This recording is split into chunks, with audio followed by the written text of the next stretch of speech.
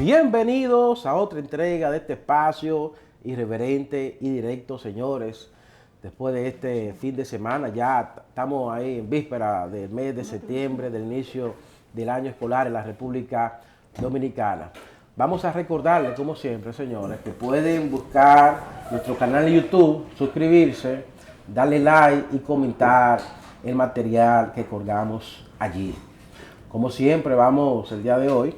Ustedes saben que es un espacio participativo, democrático, plural, donde siempre procuramos traer informaciones actualizadas del acontecer nacional e internacional, pero también procuramos presentarles entrevistas interesantes sobre cuestiones del debate público y de líderes realmente de trascendencia en la República Dominicana. En esta ocasión nos vamos a hacer acompañar del colega capellán para entrevistar al doctor Guido Gómez Mazara, quien es al día de hoy precandidato presidencial, aunque no oficial, pero precandidato presidencial por el Partido Revolucionario Moderno.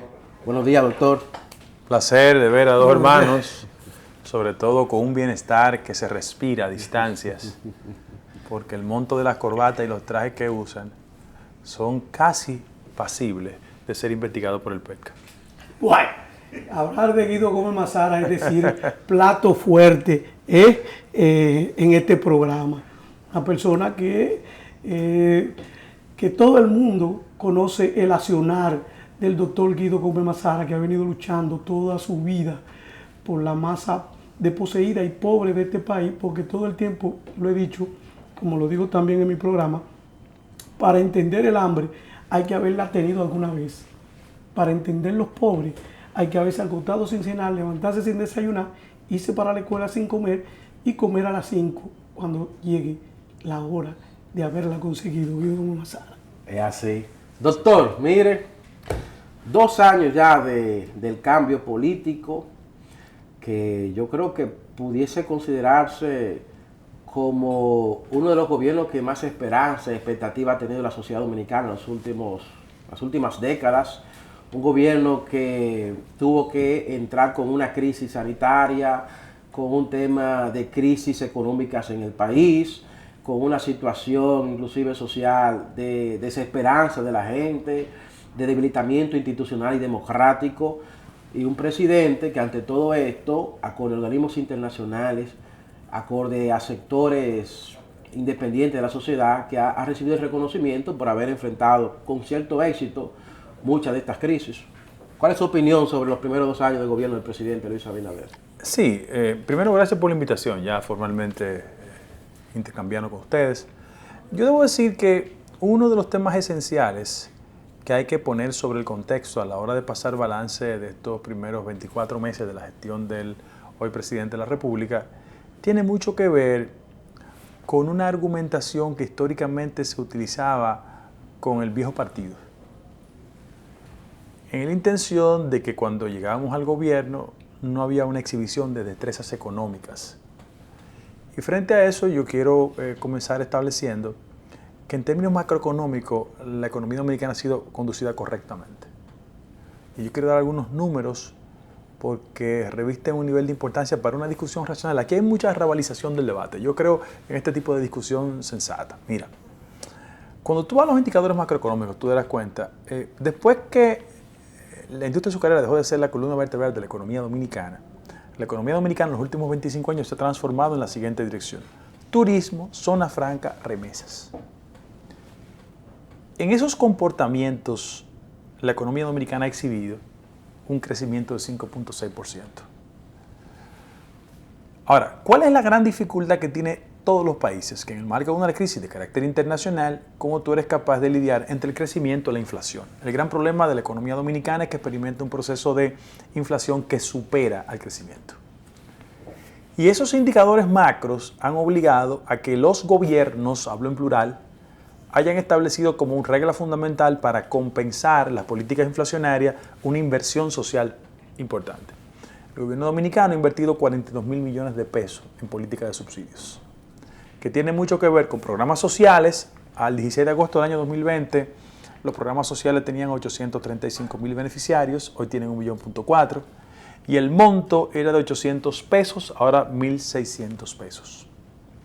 Ahora, ese tipo de reconocimiento, que salvo el tema de las remesas, que son acciones que no se derivan de la jurisdicción dominicana, sino la solidaridad de nuestros dominicanos en el exterior, el primer semestre del año metieron 4.800 millones de dólares en la economía dominicana. Eso es bueno.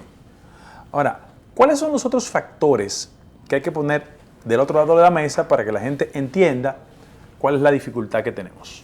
Miren, que si bien es cierto, ese factor es reconocido, hay componentes que mueven una reflexión mucho más preocupante, y es el tema del alza de los artículos de primera necesidad. Yo siempre he dicho que el principal partido de oposición a América Latina es el alza de los precios de los artículos de primera necesidad.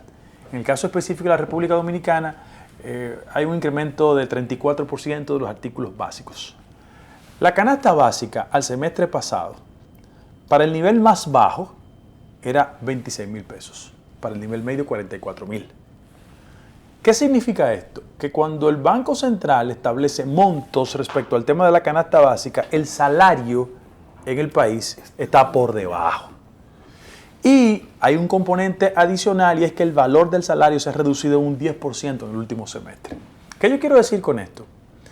Que el único componente a mano que tiene el gobierno dominicano es seguir implementando las políticas de corte social para que el impacto de la inflación se reduzca más y, sobre todas las cosas, que la paz social se preserve. La gente quizás no toma conciencia de que en la República Dominicana tenemos una paz social que hay que preservarla, porque hay otros países en América Latina que yo no tengo que explicarle a ustedes lo que está pasando. Ahora, frente a esos acontecimientos, hay aspectos que también yo quiero recordarle a la gente. En la República Dominicana, el peso con respecto al dólar se ha apreciado. ¿Por qué eso pasa? Eso pasa porque la actual administración de la gestión del gobernador Banco Central en estos 2 años ha incrementado la tasa de interés 4 veces. ¿Qué significa eso? Que cuando la tasa de interés se incrementa, los capitales propensos a irse a otras demarcaciones se quedan por el beneficio que genera ese incremento de la tasa de interés. Ahora, el otro lado de la moneda tiene un inconveniente, y es que aspectos básicos de la economía dominicana tienen que repensarse porque dependen de un dólar que con respecto al tipo de cambio esté alto. Le hace turismo, eso es importante, el turismo, Entonces, le hace remesas. Si yo vivo en San José de los Llanos, para poner un caso, o en la Sierra, puse 2 puntos diferentes, y si mi familia vive de las remesas, en la medida que el peso se aprecia, yo tengo menos recursos disponibles. Si yo vivo en Hackensack, por ejemplo, en New Jersey, y con mi pareja decido venir a Punta Cana, y con el tipo de cambio, con un peso apreciado, se reduce en posibilidad, a lo mejor yo no vengo para Punta Cana y me quedo en Hawái. Es decir, la economía dominicana anda bien, pero hay aspectos que hay que ajustar porque, en definitiva, el proceso de crecimiento de la economía dominicana en los últimos 25 años lo que demuestra es que hay crecimiento, pero la desigualdad se sigue profundizando en el país. Esa es una realidad. Ese es en el aspecto económico, que la apreciación de Guido Gómez Mazara es que hasta ahora mismo está estable. Sí. Que el presidente ha mantenido una estabilidad en la economía del país. Ahora, en el aspecto político... Y hay que aplaudirle también al equipo económico. No hay que reconocer en Valdealbi su... Es la suma, porque Héctor maneja las políticas macroeconómicas. Exacto. Pero, por ejemplo, el ministro de Hacienda ha sido mucho más efectivo en la colocación de bonos. Y yo debo aplaudir las políticas de recaudación, tanto de impuestos internos como de aduana. Es la suma de esos intereses. Fíjate que los equipos económicos tienen que tocar una música en la misma dirección. Y hay que reconocer innegablemente un avance. Bueno, Guido, mira, en el aspecto político, tú debes de entender que Luis Abinader llegó al gobierno con la consigna de que el cambio, que nosotros venimos con una nueva ideología. ¿Qué sucede? La base del partido, que tú la conoces más que nadie, porque viene luchando toda una vida por la base de los partidos políticos, porque en estos partidos políticos la base para unas cosas son buenas y para otras no son buenas, para lo que le convenga a la persona que esté de turno. Y todo el tiempo tú vienes luchando por eso. Yo mismo, que ando en la calle, la base del partido, del PRM, que vive a grito, y lo que se le dice es que deben, unas de ellas es que deben de esperar, otras le dicen que no hay dinero para darle. la liquidación a la gente del Partido de la Liberación Dominicana que todavía están en el gobierno. Incluso yo estuve en la Cancillería. Señores, en la Cancillería no se ha cambiado a nadie. Eso está igualito en la Cancillería. Pero aparte de eso, y en la esperanza de que ahora el 16 hubieran unos cambios para ver si ellos pueden llegar al gobierno como se les prometió. ¿Quién más que tú, hermano, que han dado por la provincia, por las calles, escuchando la base del partido? Mira lo que pasa. Yo este fin de semana estuve en La Romana, hablando con los compañeros. Miren lo que pasa. Aquí hay mucha hipocresía política en lo que concierne al tema de la inserción de los ciudadanos que trabajan en una campaña y su participación en el Estado. O sea, en Francia, cuando el Partido Socialista francés gana, gobierna con ese sector. Ahora que el Partido Socialista Obrero Español tiene un tiempo gobernando en España, bueno, cuando ellos ganan, dirigen los aspectos importantes de la política social. Aquí se quiere desmontar la tesis de que el esfuerzo electoral no puede ser retribuido porque eso es clientelismo. No. En la base del partido, como en otras organizaciones, hay gente que tiene la capacidad, la formación, la preparación y el entrenamiento para eso. Eso está fuera de discusión. Inclusive, yo pienso que en ámbitos donde la restricción de carácter económico y financiero del gobierno dificulta la inserción, hay dos opciones. La primera es procurar gente que tiene la destreza suficiente y que sin incumplir las reglas de una ley de la carrera civil administrativa, bueno, se incorporen esos compañeros. Pero en segundo lugar, yo estoy en favor, porque mira, el índice de desempleo formal ha decrecido en 1% y en el sector informal decreció en 8%. Mira cuál es el problema. Yo estoy a favor de políticas de impacto social. Mira por qué. Yo no sé cuál es el estatus de ustedes con sus hijos, pero en este país todo el mundo sabe lo que ha implicado los 3 meses de vacaciones. Son los jóvenes que se quedan en la casa. En América Latina el nivel de desempleo en los jóvenes es de 19%. Aquí es de 29%. Aquí, entre 18 y 34 años, jóvenes en un 29% no tienen empleo. Y le diríamos los llamados nini, que ni trabajan ni estudian. Ahora, yo hubiese preferido que el gobierno, consciente de las restricciones sociales, invirtiera, por ejemplo, en 2 meses y medio en el Ministerio de Educación, generar todo un programa a nivel nacional donde los jóvenes de cada una de las demarcaciones contribuyan con la pintura de la escuela, el arreglo de los pupitres. Yo preferiría que el Ministerio de Medio Ambiente, por ejemplo, incorporara una cantidad de jóvenes en la periferia de la ciudad o en los grandes centros rurales para que participaran en limpieza de cañada, limpieza de playa. Yo preferiría que el Ministerio de Deporte, por ejemplo, donde hay un potencial deportivo, implementara campamentos para que mucha gente participara en esos procesos. Y tú activa el circuito y genera empleos temporales. Pero sobre todas las cosas, aleja de actividad delictiva a un sinnúmero de jóvenes en el país que como no tienen posibilidad, se desesperan. Entonces, yo creo en ese tipo de actuaciones. Además, déjame decirte lo siguiente. Yo lo he repetido hasta la saciedad. Hay demarcaciones, ámbitos del gobierno central donde no hay razón de ser para que prevalezca en responsabilidad de gente que no tiene ni la lealtad política ni la capacidad para el desempeño. Yo estaba, repito, en La Romana este fin de semana, me dicen los compañeros que en sus demarcaciones se sienten burlados cuando hay segmentos del Estado Dominicano donde su rival político que lo apabullaba, lo ridiculizaba, le irrespetaba en los grandes centros de votación, todavía sigue con el empleo y ellos no tienen posibilidad. Entonces, eso genera una dificultad que hay que definitivamente mejorarla. Eso es lamentable. Doctor, no, mire, y también agregar el tema de la necesidad de crear empleos.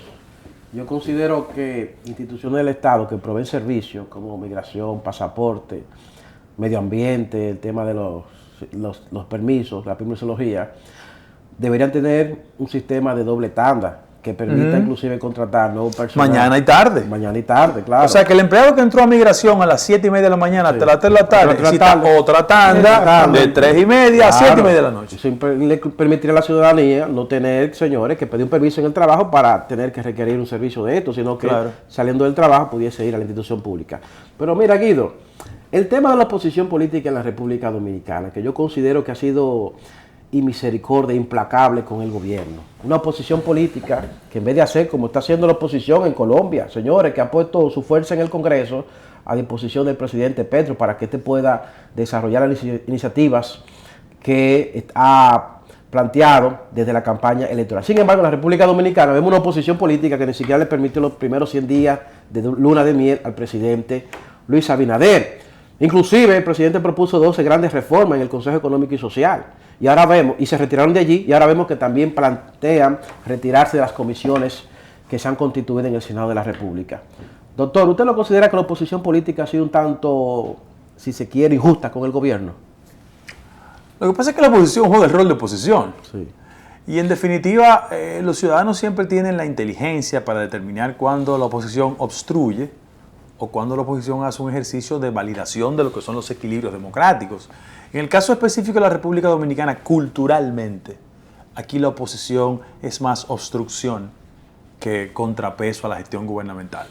Ahora, los amigos del PLD y de la Fuerza del Pueblo dirían que el PRM, cuando estaba en la oposición, hacía lo mismo. Yo aspiro a un modelo de sociedad donde poco importan los aspectos partidarios, que se construyan un gran proyecto de gobierno y de sociedad. Mira por qué. Porque cuando las políticas públicas son efectivas, no se detienen en la militancia de nadie.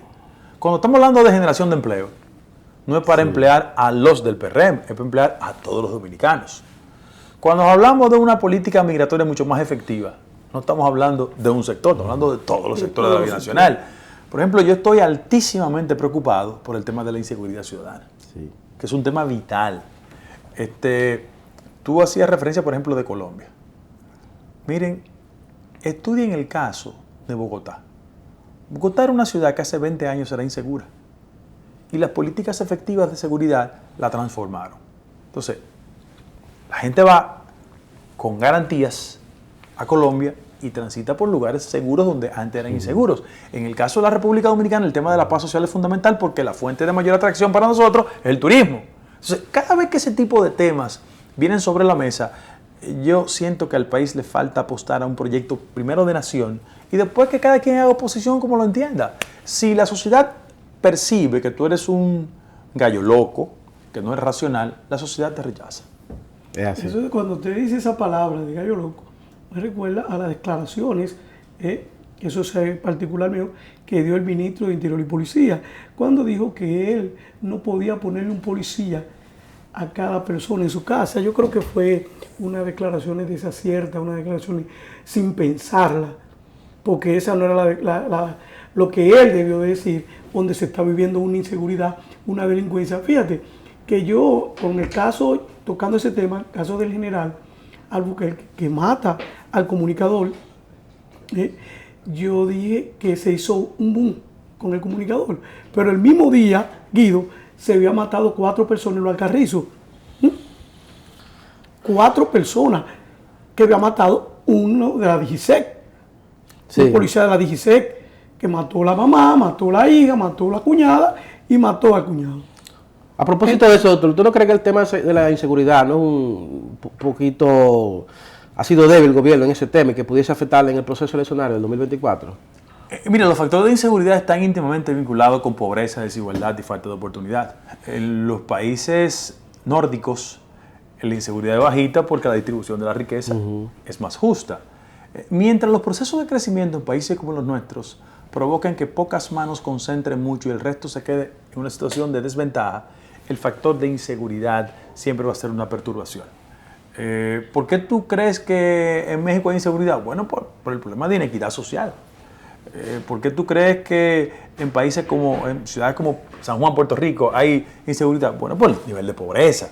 Fíjate que hasta en la ciudad de Nueva York hay una correlación directa entre barrios pobres y nivel altísimo de inseguridad. Eso es un factor. Ahora, de que la voluntad buena del gobierno tiene que ir acompañada con otras recetas, yo pienso que es importante porque cuando tú revisas cifras y encuestas te darás cuenta que la inseguridad le ha cambiado el modo de vida de la gente. Mira, yo soy muy respetuoso de los motoristas, porque siento que en un país donde la economía informal es tan importante, muchos de ellos viven de el llamado motoconcho.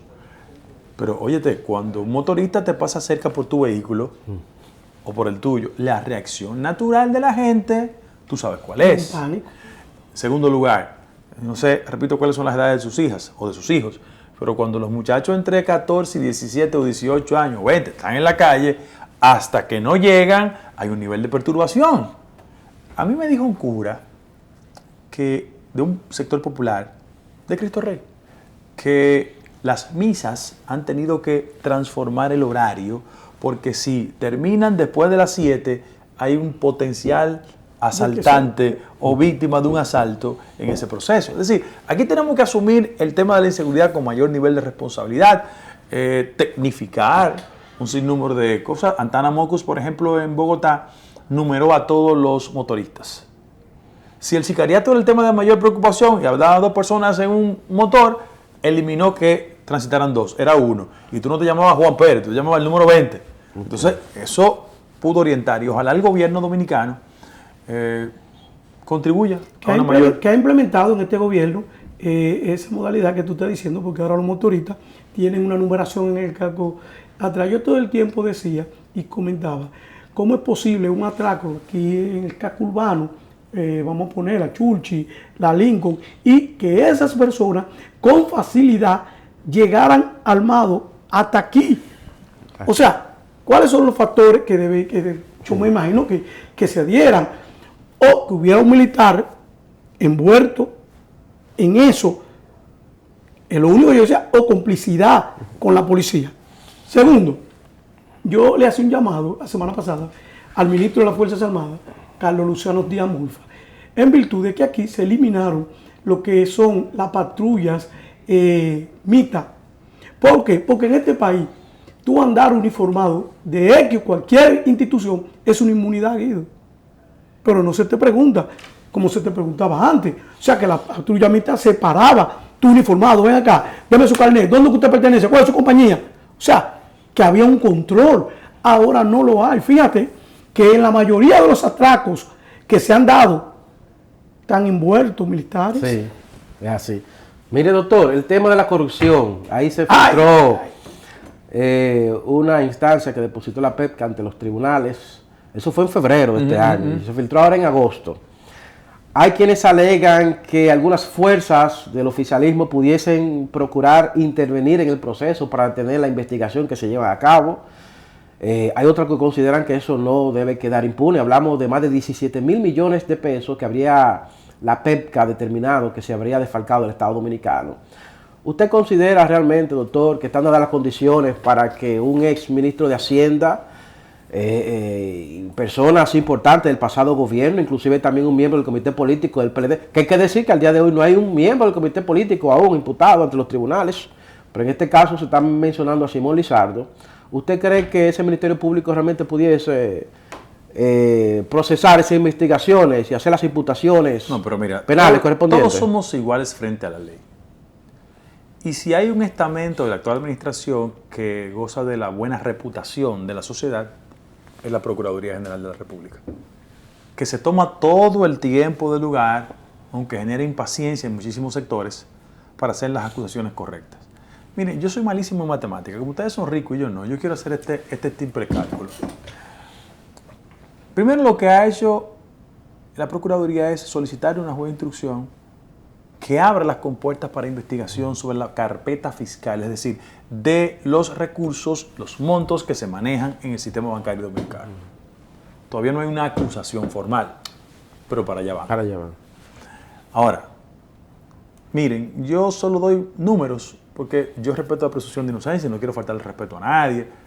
Ahora, pagar en 30 días 10 mil millones de pesos, eso es mucho dinero por donde quiera que usted lo diga. ¡Wow! Y que en 6 meses el monto de los pagos llegó a 19 mil millones de pesos, eso es una cifra considerable.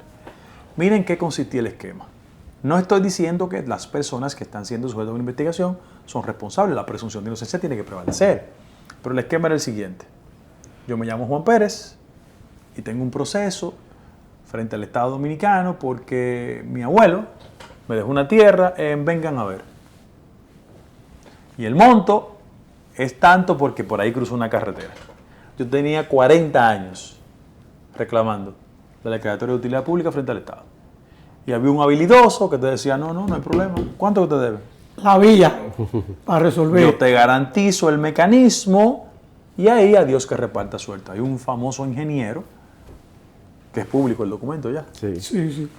que dijo que se canteó con 527 millones de ¿Cómo? pesos ¡Wow! Santísimo. al exministro de Hacienda. Lo dice en la declaración. Que él fue abordado y él le dijo, no hay problema, me deben 1.300, yo doy 527.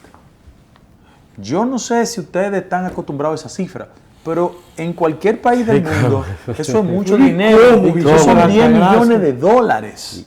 Entonces, ¿qué yo aspiro? Que se llegue hasta las últimas consecuencias, que la ley sea capaz de medir a todos con la misma manera y al final de la jornada que sean los tribunales que determinen la responsabilidad o no de la gente. Sí, pero eso está en el tapete, eso está al punto de explotar. Se dice, Guido Gómez Mazara, que han habido muchas manos influyentes para que eso no llegue hasta donde ha llegado. Incluso, yo tengo la información de que él estuvo en Puerto Rico. Es que él tiene empresas allá, Sí, hace muchos años. Y- Donald tiene muchas empresas. y se le llamó para darle una información. Cuando él vino de Puerto Rico, le explicaron y a partir de ahí es que sale. Pero hay que decir este en buena proceso. justicia, capellán, de que varias personas ya llegaron a acuerdos Ok. Ah, con sí, la sí, Procuraduría. sí. Eso es en buena justicia. Sobre ese hay que decir. caso. Sí, Ok. sí. Hay gente que ha llegado a acuerdos por 500, otros por 700 Ay, millones de pesos. Bueno. Guido, mira, eso es lo que tú estabas diciendo ahorita. Eso es lo que lleva a que los muchachos de barrio actúen de la manera que quieren actuar. Porque ven acá, tú me estás llamando la atención. Pero, ¿Con qué Dios autoridad mío, moral? ¿con qué autoridad moral? Si ustedes se han llevado medio país Eso es demasiado dinero. y todavía quieren seguirse llevando. Eso es demasiado. Porque aquí hemos hablado del gobierno pasado. Pero supuestamente en ese expediente arrastra personas de este gobierno. Sí. Doctor, mire, el proceso interno en el Partido Revolucionario Moderno, vimos el proceso de elección de la presidencia con José Paliza, Carolina Mejía, Delina Ascensión continuó en la posición ahí, bueno, y otros. Usted procuró ocupar la presidencia del partido, pero se hizo un proceso eleccionario convencional con delegados. Vimos que usted aceptó los resultados de manera pacífica. No, yo no participé. Exacto, no participó, pero ya para octubre de 2023 habrá un proceso ya general para elegir el candidato presidencial del partido y los cargos congresuales y municipales.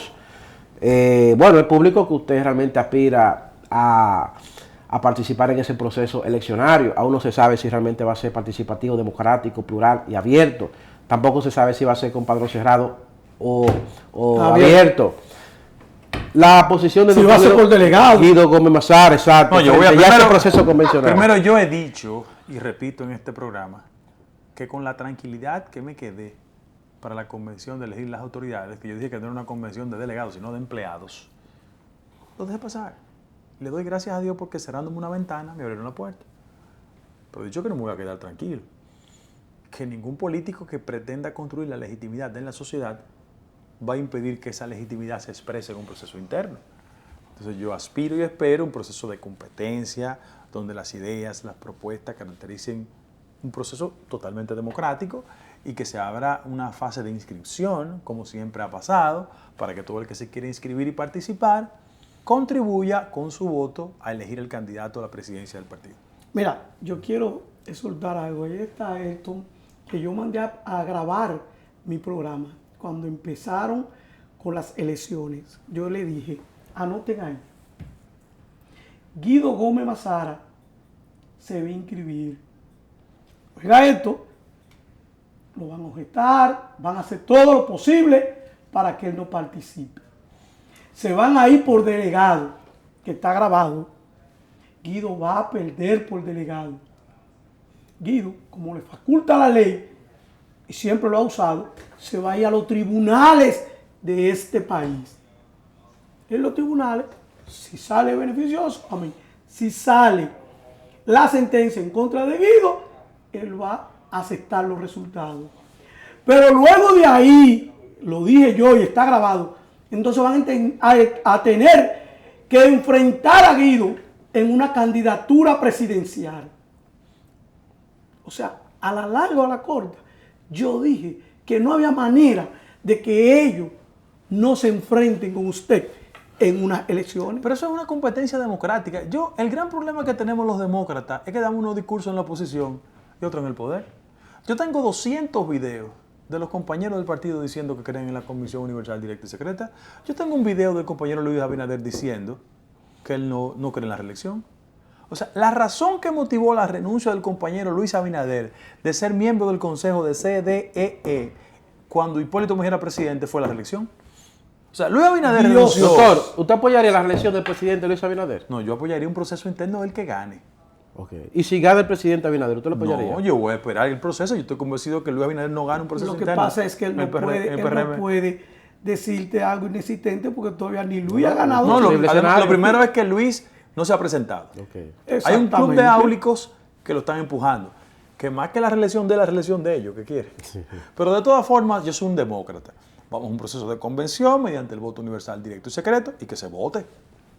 Y sobre todas las cosas establezcamos la base para un debate. Por ejemplo, sería interesante un debate, como pasa en los países civilizados, que cada quien exponga sus ideas. Totalmente de acuerdo. Bueno, señores, vamos a dar por terminada esta entrevista. El doctor tiene ya a partir de las 12 que participar en su espacio, Tu Voz al mediodía. Sí. ¿No? Lo puede escuchar por qué emisora? 107.7. Por la 107.7. Ah, pero esa es la emisora de... ¿Qué? Ok. ¿Usted continúa ahí, doctor? Siempre. Yo tengo más de 3 años. Wow. Mira, el doctor... ¿Y usted también se continúa en el canal 45? Sí, claro. Okay. El doctor Guido Gómez Mazara todo el tiempo ha gozado de mi aprecio, antes de conocerlo políticamente, o sea, por su forma de ser. Tú has escuchado todo lo que han querido decir del doctor Guido Gómez Mazara y siempre he dicho en mi programa, nadie puede sacar nada. No, y que el que se ha equivocado conmigo lo he condenado. Eso lo iba a decir ahora. Condenado. Al contrario. Están condenados. El que ha dicho improferio sobre Guido ha sido condenado. O sea, eso es algo de tú ver y admirar en una persona que ha pasado por los electorales del Estado y ha estado siempre del lado de los, no sé si es Popi, hermano, será Popi, porque ahora hay unos Popi, ese seguido es, no, mira, de los Popi tapados. Hay que decir que el doctor Guido Gómez Mazara también es uno de los dirigentes políticos más transparentes y abiertos. Usted lo ve siempre, lo puede buscar en YouTube, las entrevistas que le realiza, una persona que independientemente de si es un programa muy visto o no, siempre hace una manifestación de democracia y de apertura con la comunicación en el país, hasta el punto de que tiene 2 espacios diarios en el canal 45 y en la emisora de radio al mediodía, que eso es un punto importante que hay que señalar. Entonces a él no es de lo que hay que hacer cordones cuando él va a un evento. No. Hay gente que lo hace eso. Hay gente que no hay que se le pegue, hay gente que no hay que... Bueno. Señores, gracias. Doctora, agradecerle. Maestro, en una próxima oportunidad le voy a dedicar la hora completa a abrir los teléfonos, que me pregunten. Sí, quedó pendiente la línea telefónica, doctor. Pero si usted tiene 2 espacios comunicacional, diario, usted no tiene temor de abrir teléfono. Contrario a algunos que tú no lo puedes abrir ni un minuto los teléfonos. Pero hubo un candidato presidencial que ni el comité político de su partido hablaba. Pero dijo el propio presidente Fernández que ni siquiera reconocía el timbre de la voz del penco y fue candidato presidencial, señores. Increíble esto. Bueno, gracias, doctor Gómez Mazara, por su presencia en el día de hoy. A ustedes vamos... A ustedes, gracias. A usted, ok, muchas gracias. Bueno, hacemos una pequeña pausa, señores, y regresamos de una vez.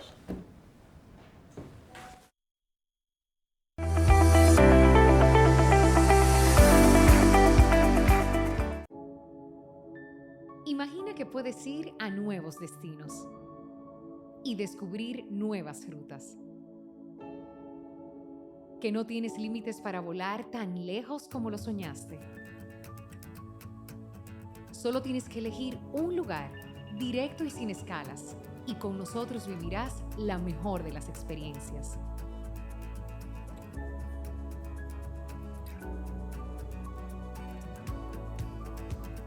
Aeropuerto Internacional de Punta Cana. Tu destino empieza aquí. Gracias, muy bien. Primero, buenas tardes a todos y a todas. No es la primera vez que yo vengo a la hermana República de Tamayo.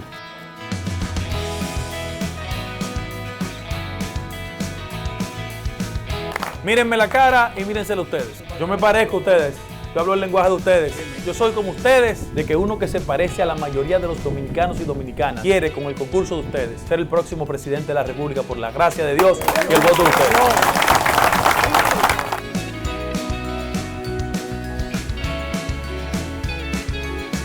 Política ha perdido esa conexión con la gente. Amén, amén, gracias. Miren, déjenme tirarme una foto con todos estos tigres y las mujeres de aquí.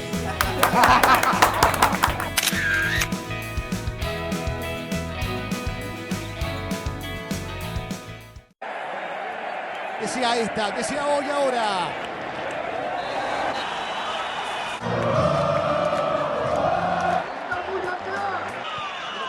Poli Paredes en la misma línea. Escapó Neymar, notable. El caño que tiró.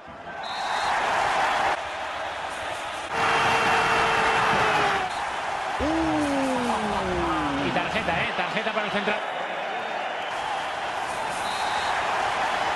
3-1 ganamos hoy. 2-1.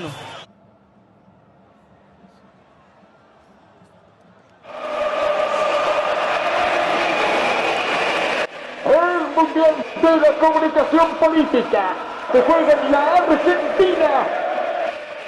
Es un buen momento.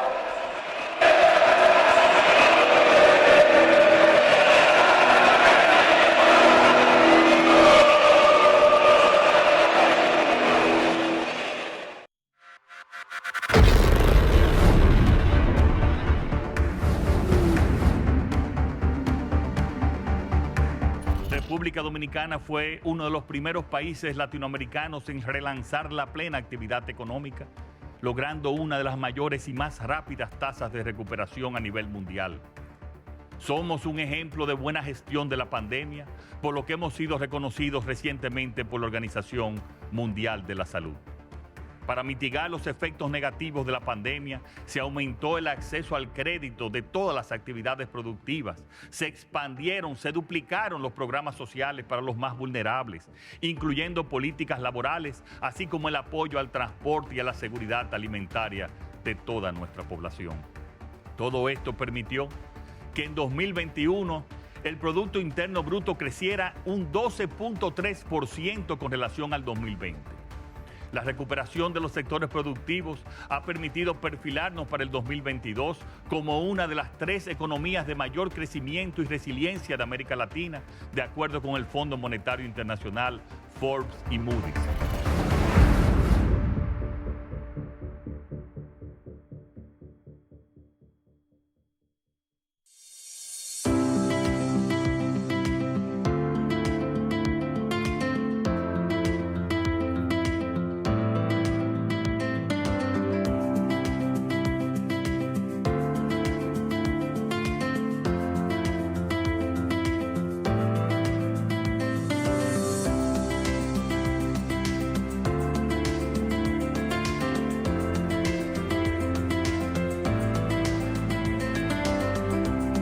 Alma Alma va a estar ahí.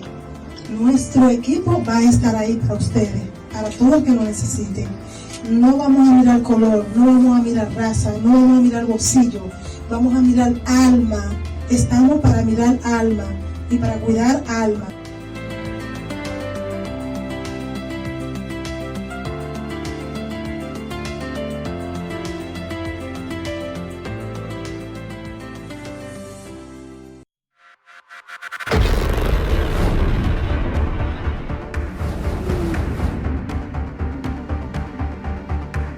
República Dominicana fue uno de los primeros países latinoamericanos en relanzar la plena actividad económica, logrando una de las mayores y más rápidas tasas de recuperación a nivel mundial.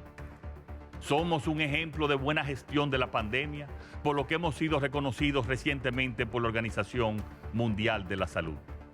Para mitigar los efectos negativos de la pandemia, se aumentó el acceso al crédito de todas las actividades productivas, se expandieron, se duplicaron los programas sociales para los más vulnerables, incluyendo políticas laborales, así como el apoyo al transporte y a la seguridad alimentaria de toda nuestra población.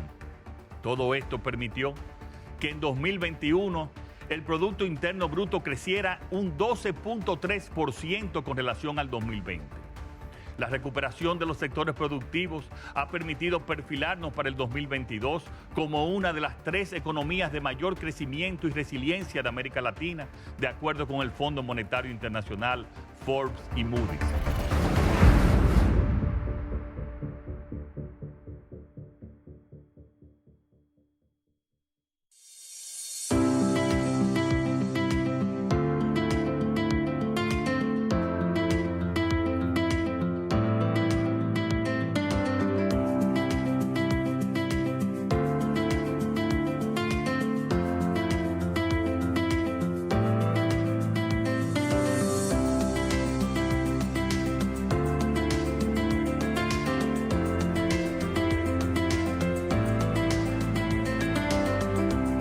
Calma Alma va a estar ahí. Nuestro equipo va a estar ahí para ustedes, para todo el que lo necesite. No vamos a mirar color, no vamos a mirar raza, no vamos a mirar bolsillo, vamos a mirar alma. Estamos para mirar alma y para cuidar alma.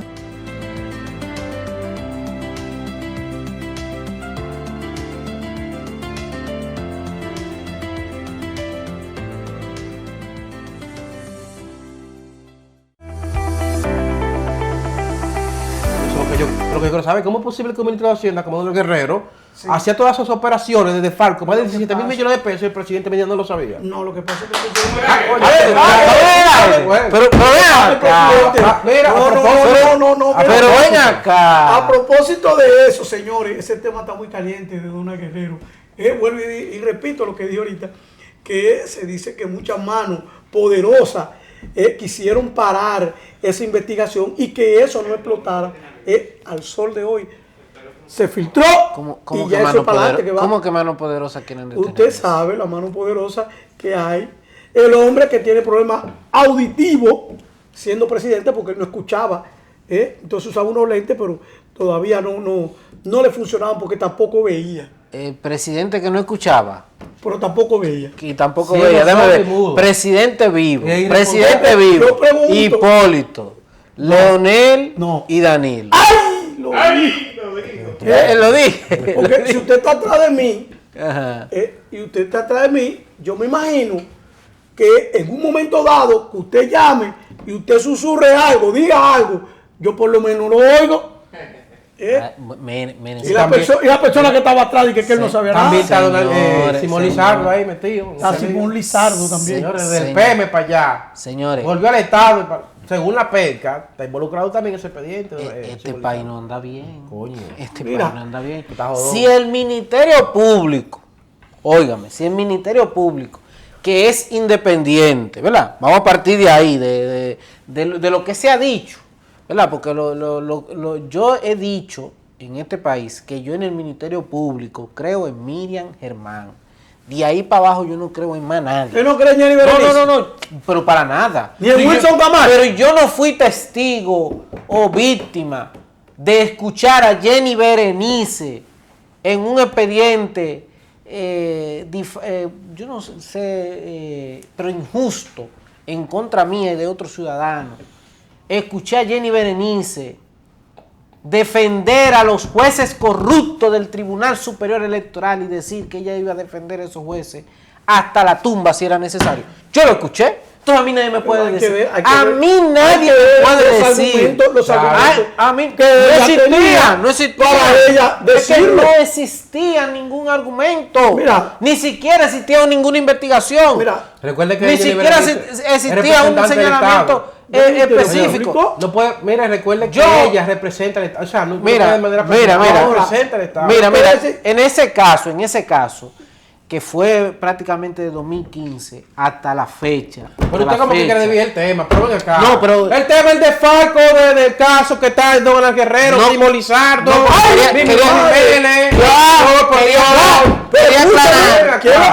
Quería aclarar que hay negociaciones. ¿Cómo? Pero ahí es que voy. Hay negociaciones. Hay personas de esas que ya negociaron. Yo lo que quiero ¿Quiénes negociaron? No, yo lo que quiero. Primero que tú dijiste. Yo lo que quiero. Vamos a coger la llamada. Buenos días. ¿Quién nos llama? ¿Desde dónde? Buenos días. Bueno, no se escucha. Esa es una Mire, realidad. que el Ministerio Público Independiente, ¿verdad? Vamos a coger esa premisa del gobierno, que el Ministerio Público Independiente se ve en la necesidad de filtrar estas informaciones porque recibe presión para que no se continúe con ese expediente, es una mala señal a la lucha contra la impunidad en este país.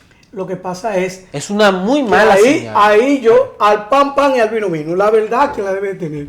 Por eso yo en ese electoral yo defiendo a Jenny Berenice. Nadie le puede bajar línea. Nadie, absolutamente nadie. Y tengo Ella una coge línea. Ella una coge línea. No, te lo digo yo. Porque la fue a visitar una persona y después de haberla dejado 2 horas sentado, no la recibió.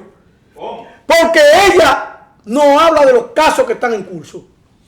Pero espérate. O le voy a hacer una pregunta a ustedes dos. Es una especulación, señores, de que se filtró del ministerio. Porque, señora, ahí se suspendió el inspector que fue nombrado por Miriam Germán. Sí se suspendió. Pero se suspendió por otra Fue cosa. por algo grave y se dice que supuestamente tuvo acceso a ese expediente y que fue descubierto hurgando esos expedientes. O sea, lo de que el Ministerio Público filtró ese documento es Miriam Germán especulación. Dale la pedra al Hay loco una y no hay fuerza que del tasarlo. pueblo que es una maquinaria de propaganda y de manipulación, Vamos a coger la llamada. de tergiversación. Ahí dijeron que juramentaron un dirigente del PRM y se ve que en el 2020 hizo campaña por el PEN y por Carlos Guzmán. Buenos días, ¿quién nos llama y desde dónde? Sí, bueno, hello.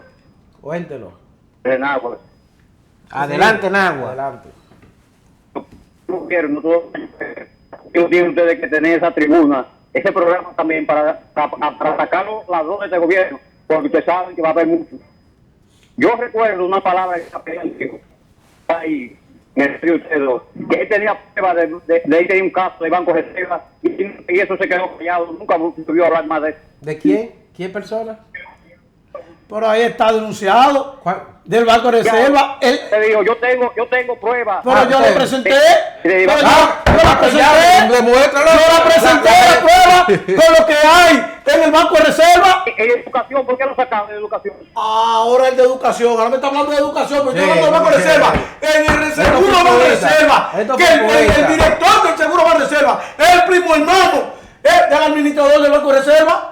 Mira, ¿Cómo va la cosa clara? el gobierno del presidente Luis Fernández, que no se destituyó a un funcionario por corrupción y que no sometieron un solo expediente de corrupción y lo que lo sometieron fue para realmente descargarlo. Ahora quieren que todos los corruptos y presuntos corruptos sean sometidos ahora. Por eso es que llaman ahora. Por ahí Ministerio Público Independiente, señores, lo que no había nunca en la historia democrática de este país. Un Ministerio Público Independiente que ha apresado a un general, a varios generales, Dan Cáceres, a Robiú, a un ex procurador general de la República, Jean Alain Rodríguez, que está investigando a un exministro de Hacienda, como lo fue Donald Guerrero. O sea, es un ministerio público, señores, que hay que reconocer los méritos y hay que reconocer al presidente Abinader que tuvo realmente el compromiso y el cumplimiento de su promesa de designar ese ministerio público. Algo que no hizo ni Leonel Fernández Reina, ni hizo Danilo Medina Sánchez. No, Miriam, para mí, Miriam Germán es la independiente de ese Ministerio Público. Y ella, señores, es la persona en la que nadie aquí se le atreve a coger línea. Ahora, después los demás, para mí cogen línea. Se dice Y estoy convencido de eso. que hay unos cuartos rodando por los medios de comunicación, puestos por uno de los imputados en el expediente, para silenciar las voces y los medios de este país. ¿De cuánto más o menos? ¡Llegó! Se habla de 50 millones de pesos. Se ha puesto a rodar esos bandidos, esos corruptos, para que la gente no hable de esos casos. Pero aquí somos democráticos. Aquí no le cogemos cuarto a nadie. Ni compromiso con nadie.